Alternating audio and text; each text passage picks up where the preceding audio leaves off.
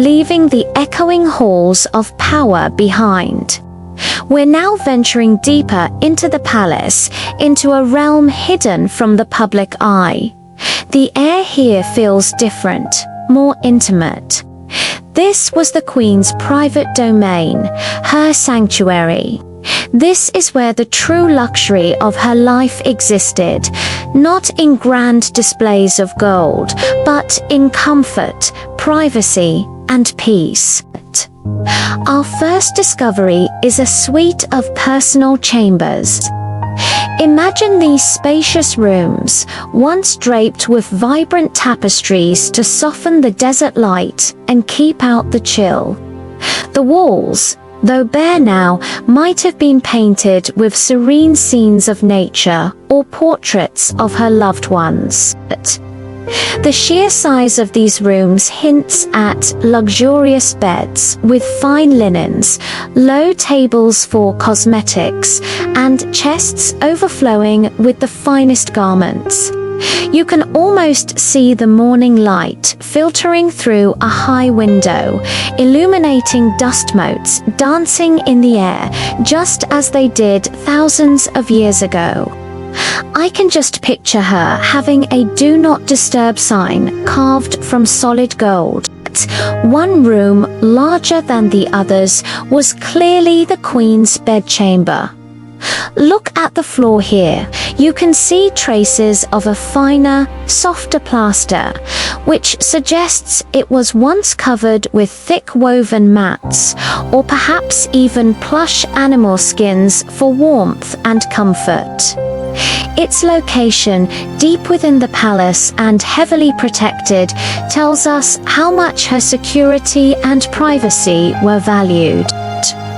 This wasn't just a place to sleep, it was a retreat, a space for quiet contemplation and rest, away from the relentless demands of her rule.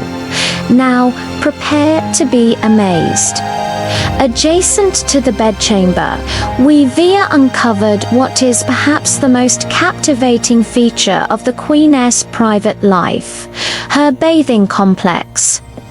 And this isn't just a simple washroom, it's a meticulously designed suite, a testament to ancient Nubian hygiene and indulgence. You can clearly see the remains of a sunken bath lined with waterproof plaster. This would have been filled with water, carefully heated by palace staff, and likely scented with fragrant oils and herbs.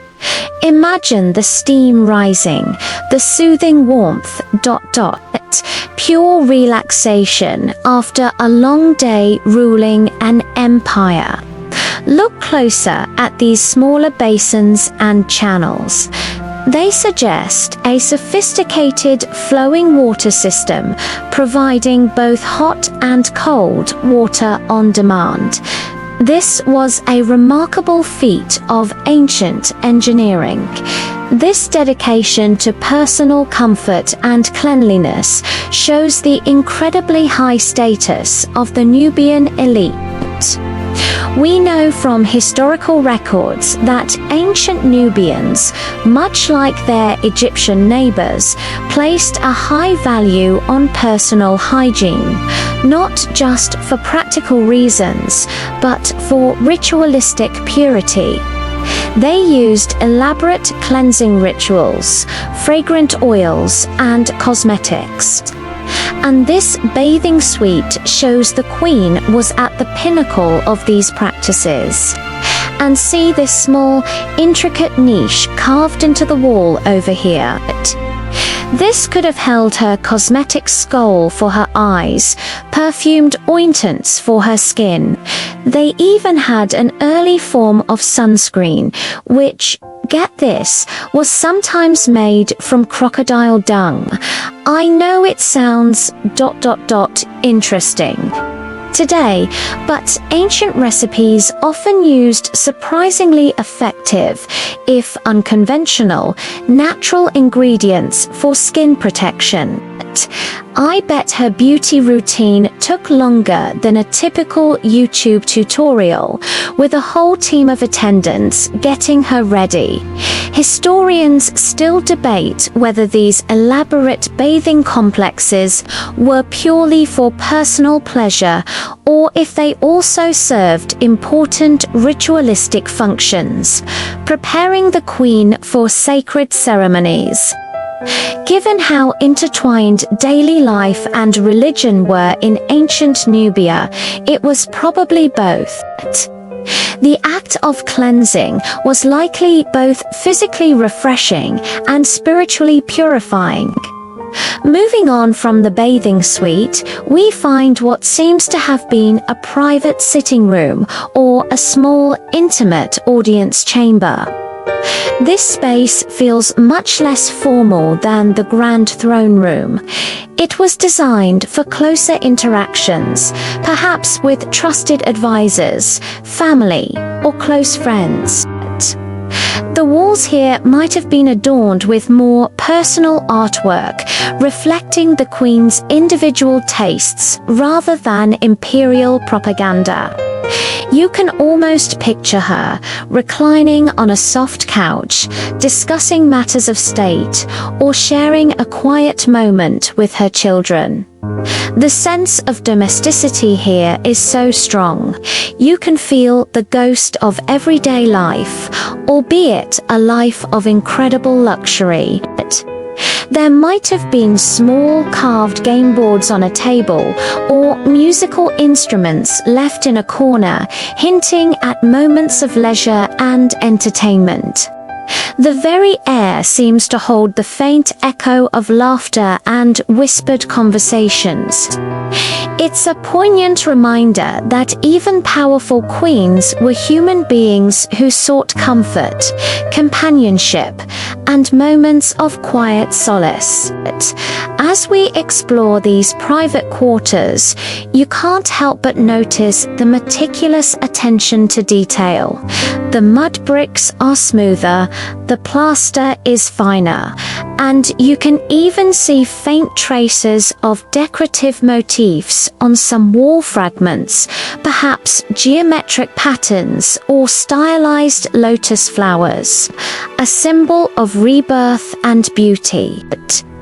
This wasn't just functional architecture. It was designed with a sophisticated aesthetic meant to please the most discerning eye. The craftsmanship speaks of skilled artisans who dedicated their talents to creating a beautiful and comfortable environment for their sovereign. The quality of light in these inner rooms is also distinctly different.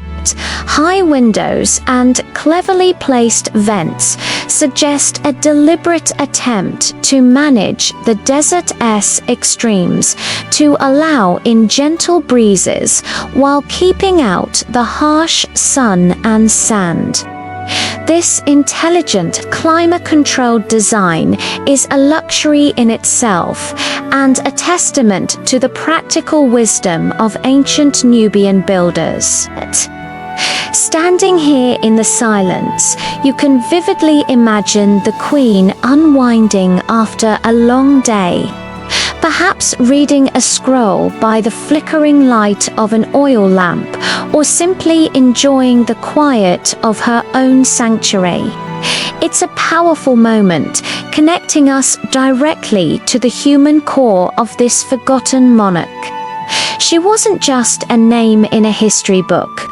She was a living, breathing person with her own routines and her own private luxuries right here within these very walls.